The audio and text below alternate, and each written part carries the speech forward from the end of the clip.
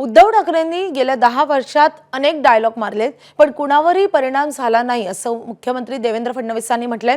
त्यावरून ठाकरेंच्या शिवसेनेचे खासदार संजय राऊत यांनी भाष्य केलंय।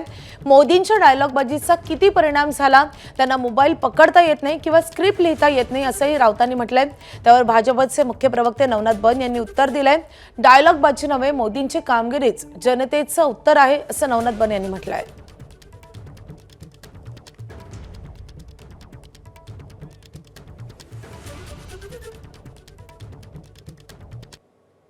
फडणवीस असं म्हणतायत की उद्धव ठाकरेंना डायलॉग बाजी चांगली जमते, उत्तम आहे।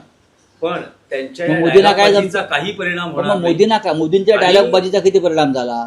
मोदी हे मोठे स्क्रिप्ट रायटर, म्हणजे मोदीला स्वतःचं स्क्रिप्ट पण तयार करता येत नाही। त्यांचं स्क्रिप्ट टेलिप्रॉम्प्टरवर येतं, त्यांना मोबाईल पण पकडता येत नाही। त्या मुलांनी दाखवलं जंतर मंतरवरती सगळं, त्यांची काय धोतर सोडलेलं आहे, हां, किंवा नाडा सोडलेला आहे, ते मुलांनी सगळं दाखवलं। लहान लहान मुलांनी आम्हाला डायलॉगबाजी जमते, पुढे बोला, आम्ही सुशिक्षित लोक आहोत।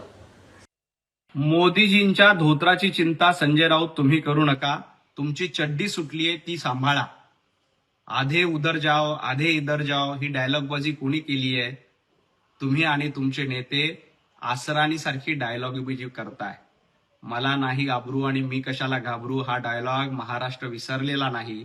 त्यामुळे मोदीजींचे डायलॉग, मोदीजींचं काम हा देशातल्या जनतेला माहिती आहे। परंतु तुमचं कर्तृत्व काय? घरामध्ये बसायचं, भांडूपच्या गाढव नाक्यावर बसायचं, एवढंच तुमचं कर्तृत्व आहे। त्यामुळे आपली चड्डी सुटली त्याकडे बघा।